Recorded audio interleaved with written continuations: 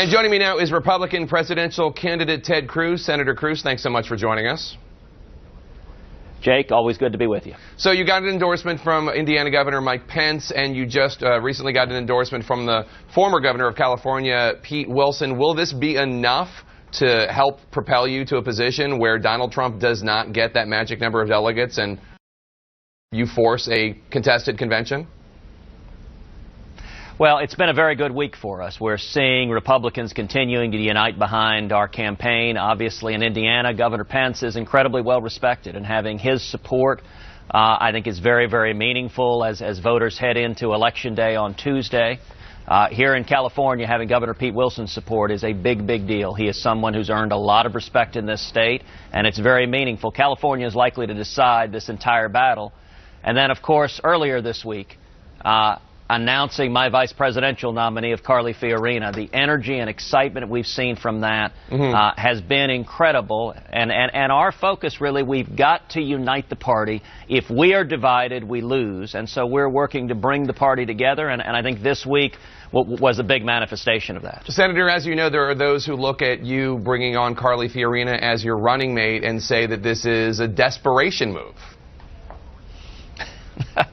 Well, look, that was certainly the attack of Donald Trump, and nobody was surprised to see Donald attacking. You know, he really has four responses to any outside stimulus. He either yells, screams, curses, or insults. And so it's no surprise that he went with insult there. The reality is simple. This is an unusual election, but I think it's important to give the voters a clear contrast, a clear choice. And I think you could not have a clearer choice between Carly and me on the one hand and Donald Trump and Hillary Clinton on the other. And Hillary and Donald, they're flip sides of the same coin. They agree with each other on issue after issue after issue. They're both big government, New York liberals. They're both Washington insiders. Hillary has made millions selling power and influence in Washington. And Trump has made billions buying politicians like Hillary Clinton. I think people are fed up with the bipartisan corruption of Washington that Donald Trump and Hillary Clinton, and they want instead a positive, forward-looking, optimistic campaign based on real solutions to the problems people have Senator, when Carly Fiorina was on this very program back in January, she cast you in that same world. Take a listen. Ted Cruz is just like any other politician. He says one thing in Manhattan, he says another thing in Iowa, he says whatever he needs to say to get elected, and then he's going to do as he pleases. I mean, Carly Fiorina just a few weeks ago was saying that you were part of this cartel that you attack. Well, that was more than a few weeks ago, but sure, look, she was a competitor in this primary. She was a fierce competitor. In a primary, people take shots at each other. That's part of the process. You know, we all remember when Ronald Reagan picked George Herbert Walker Bush as his vice president, and they had to explain why Bush had called Reaganomics voodoo economics. Listen, that happens when you come through a primary and you unite. I can tell you, Carly and I have spent weeks and weeks and weeks together on the road barnstorming the state of Indiana, barnstorming the country. And I have gotten to know and respect Carly. She's an extraordinary leader. You know, she rose from being a secretary all the way to being CEO of the largest technology company in the world, the first female CEO of a Fortune 20 company in history. And I think the contrast, look, in choosing a vice presidential nominee, that may be the most serious and solemn decision any presidential candidate makes. I was looking for someone with knowledge, with judgment, and with the character to step in and be president. And I think the contrast could not be clearer between Carly and me on the one hand and Donald Trump and Hillary Clinton on the other. And the similarities between Donald Trump and Hillary Clinton, you know, they were highlighted this week when John Boehner, as you know, took a shot at me. That's right. He called you Lucifer in the flesh. Lucifer in the flesh, he called you. well, you know, I think Boehner kind of let out his inner Trump. You know, he had some colorful imagery there. But it's interesting, when Boehner was attacking me, he praised Hillary Clinton. He thinks she's terrific. And he praised Donald Trump. He said Donald Trump is his friend, is his golfing buddy, his texting buddy. And there's a reason. If you want to see the next president as a John Boehner Republican, then Donald Trump is your man. But if you look at Hillary Clinton and Donald Trump and John Boehner, they're all part of the same corrupt Washington system, where the rich get richer, the powerful and the lobbyists use government power for personal benefit. And Carly and me, on the other hand, our focus is on jobs and economic growth, bringing manufacturing jobs back to America, back to Indiana, right. Raising wages for working men and women, and expanding opportunity for young people. People are fed up with Washington.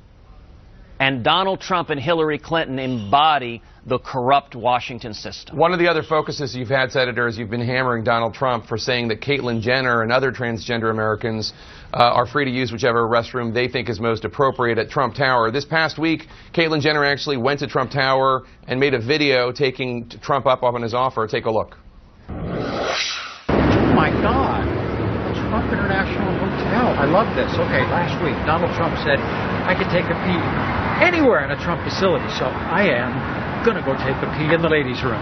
Thank you, Donald. I really appreciate it. And by the way, Ted, nobody got molested. A little reference to you there, by the way, Ted. Nobody got molested. I want to give you an opportunity to respond to individuals like Caitlyn Jenner, transgender Americans who think your web video and comments on the campaign trail are making them all out to be child molesters. Well, listen, Jake, in my view, this is not a matter of right or left or Democrat or Republican. This is common sense. It doesn't make sense for grown adult men, strangers, to be alone in a room with a little girl. And this is the height of political correctness. And frankly, the concern is not the Caitlyn Jenners of the world. But if the law is such that any man, if he feels like it, can go in a women's restroom and you can't ask him to leave, that opens the door for predators. You know, I've spent a lot of years in law enforcement dealing with child predators who are sick individuals. And that doesn't mean that is the people who are transgendered, but there are predators in the world.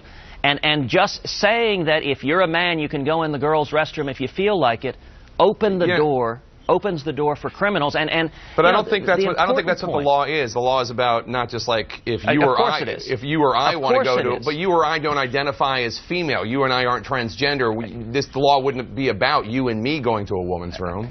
But the law doesn't specify transgender. It's whatever you feel like at the given moment. And in fact, that was Donald's position. And Jake, importantly, listen, this goes to something much broader. Donald Trump is trying to perpetuate the biggest fraud in the history of electoral politics.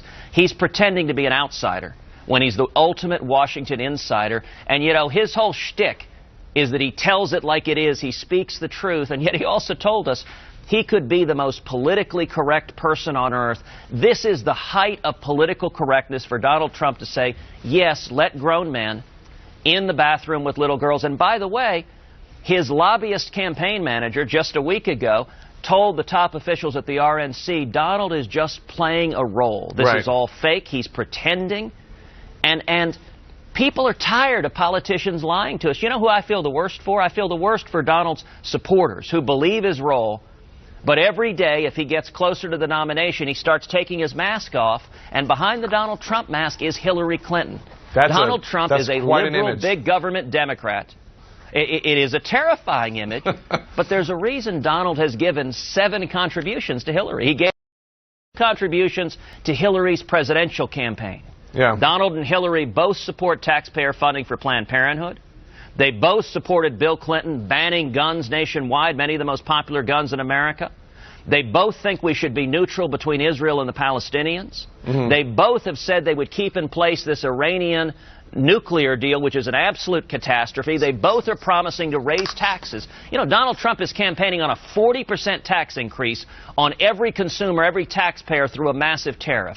That would send us into a recession. All right, Senator. And so for Donald's supporters who want someone to stand up to Washington, in making the announcement this week, I wanted the contrast to be crystal clear. Between Carly and me, focused on jobs and freedom and security. Between Hillary Clinton and Donald Trump, focused on big government and taking away your liberties. And we can't get fooled again. And Donald has told us he's lying to us. Thank you, Senator Ted Cruz. Appreciate it. Good luck in Indiana, sir. Thank you, Jake.